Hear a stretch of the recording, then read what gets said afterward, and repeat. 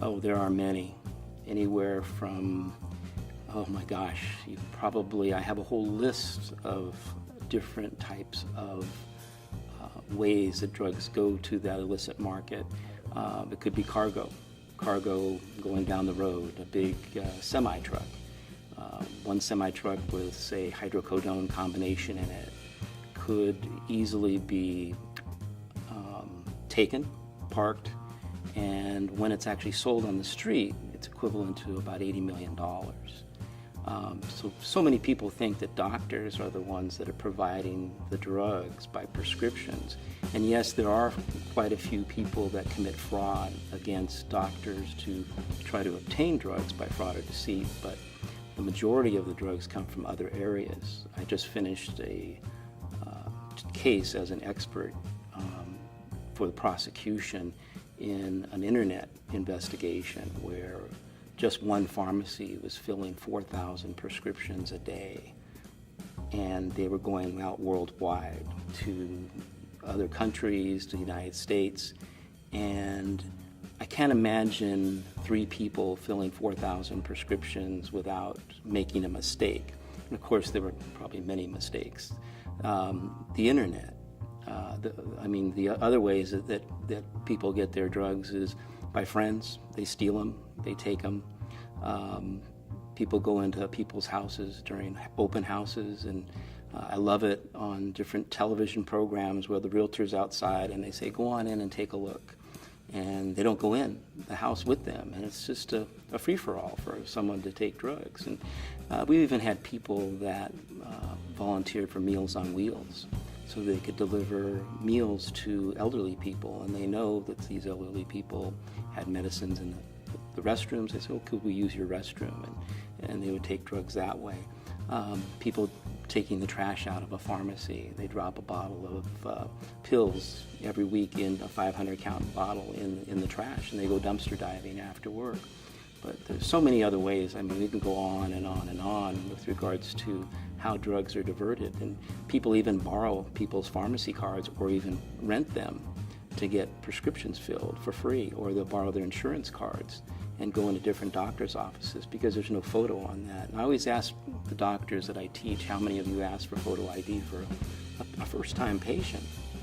And it's surprising. I had a class of 160 doctors, and only 3 doctors were asking for photo ID on the first time a patient would come in. So again, anybody could borrow, I could say, borrow your insurance card and go in and get all kinds of free medical care, get some prescriptions, borrow your pharmacy card too, and get them filled.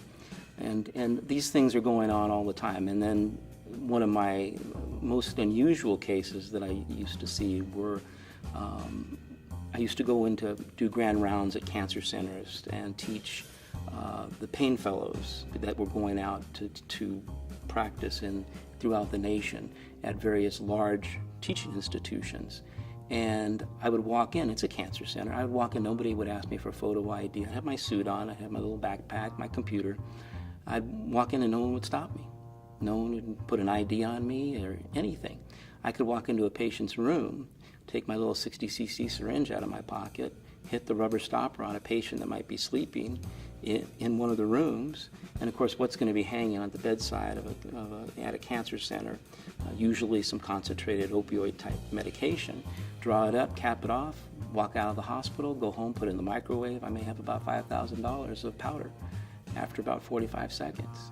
And this goes on and on. A little lady in Florida gets, say, 5 drugs on Medicaid, and she only needs 3 to stay, or 2 to stay alive. She sold the other 3 to a black market wholesaler.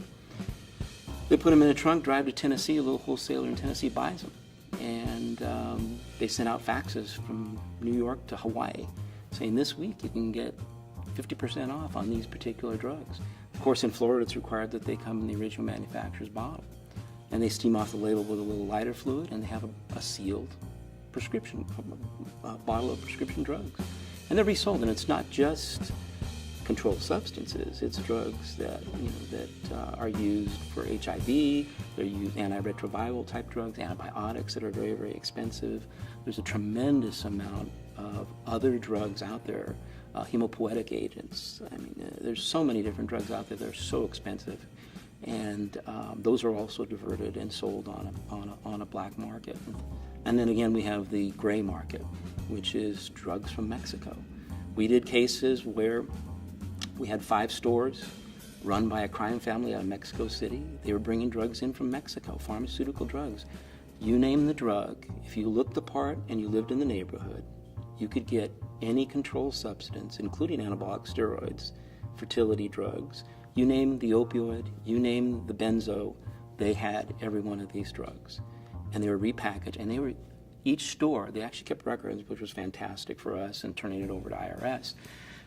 They kept records, and each store was making, on the average, $45,000 cash a day, selling these repackaged pharmaceutical drugs from Mexico.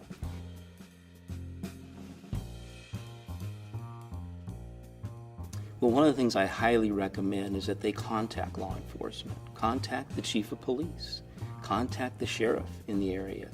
The sheriff's elected. They want, the public to be involved and tell them, hey, look, we want to do something, and maybe have one of the, say, the president of one of the medical societies in the county, contact and say, hey, would you like to come and talk to us about diversion and what we can do, or just meet?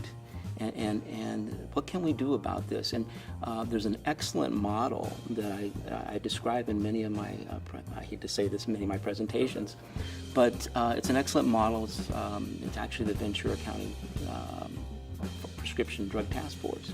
And what they did is they actually visited every pharmacy in the whole county. They provided them with materials on anti-diversion. They actually provided speakers anytime they needed an association speaker. They also sent letters to every doctor and explained that this is what they're doing. And they had a We Tip type of email where they had people working a case, because so many times doctors tell me, you know what, I see this and I see this, and I call the police department, nothing's ever done. They tell me, well, we can't do that. We don't know how to work those types of cases. And they made sure that every one of these cases were worked, and they basically cleaned up the county. And all the doctors are very, very comfortable with them calling the police and calling the task force, asking questions, saying, hey, you know what? I feel a little bit uncomfortable about this one particular patient. I believe, I looked at the PMP and it just looks really, and they work that from there. And when people know, and they even gave them signs for the pharmacies and the doctor's offices that we report to the county drug task force, pharmaceutical drug task force. So people walking in see that right away. And it's not that you want to have that chilling effect for the patient. It's you want to be able to provide good quality, legitimate treatment to the patient and not have to worry about someone in coming to dupe you.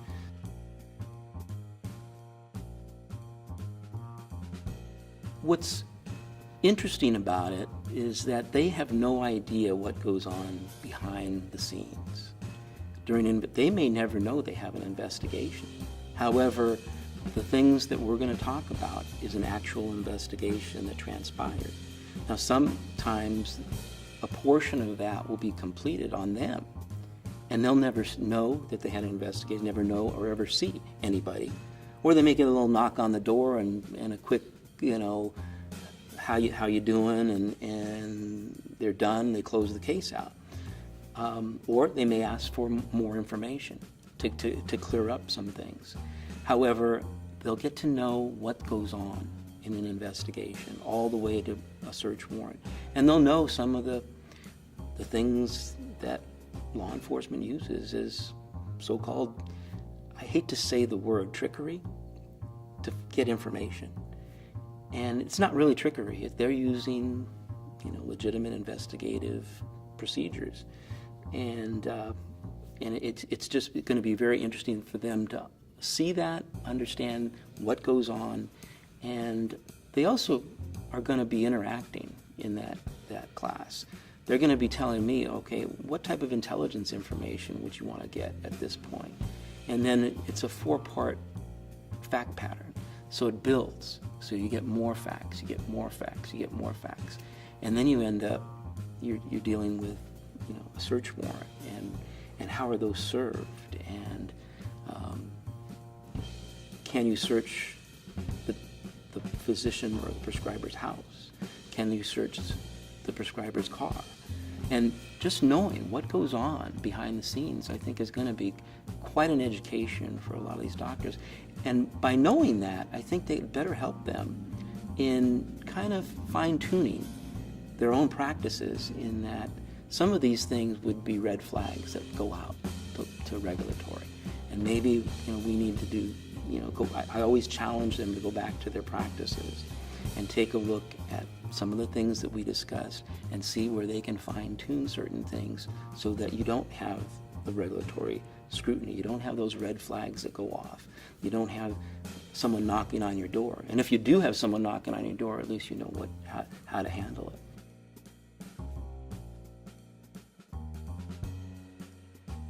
Well, there's certain things that they may be complacent in. For example, the consent forms. I've gone into doctors' offices consulting, and they don't have even a pain agreement or and one of the things that we saw when I was doing investigations is 85 to 90% of the cases came in as part of a lack of informed consent, and that is an incredible piece of informed consent, and that duty to warn, and it really protects the doctor liability-wise and also regulatory-wise, to have those warnings in place, and also to follow those, not just have them sign it, but follow those. And then I also like to talk about sharing the burden, where you have so many pain management specialists that are just overwhelmed out there. And I explain what they can do to help themselves, to make themselves a more bulletproof target, so to speak. You're never going to be completely bulletproof. But I talk about practice committees, forming those practice committees, taking your more difficult cases to those practice committees, say every 2 months, every 3 months, every quarter, whatever time frame they feel. You get together and you review in general terms, so there's no HIPAA violations whatsoever, difficult patients, and you put together a treatment plan with, say, 12 other doctors. And this is the community standard that you're building, because that's what you're going to be tested on anyway, the community standard. So you've already established that community standard. When regulatory knocks on the door and they ask you about that one difficult patient that may be setting off red flags, you can tell them, well, regulatory will tell them, well, we have an expert that has looked at this particular patient's prescribing, and they feel that it may not be appropriate. And you can just reply, well, I have 12 other doctors that reviewed this particular patient, and we put together a treatment plan, and I'm following that treatment plan, and I think that's the best we can do at this point. Now, if the person is selling the drug, there's certain things that are beyond my control, and I'll definitely deal with that issue. But at this point, this is the best we can do with this particular patient. And I feel very comfortable with the treatment plan that these 12 other doctors and myself put together. And how better? The ordinary reasonable prescriber is the standard. And you're way above the ordinary reasonable prescriber.